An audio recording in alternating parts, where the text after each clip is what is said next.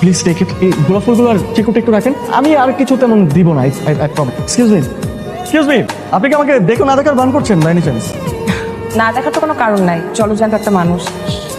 আর আমি এমনিও চোখে ঠিকঠাক দেখি। বাহ সুন্দর, আমিও চোখে ভালো দেখতে পারি। আচ্ছা এক সেকেন্ড,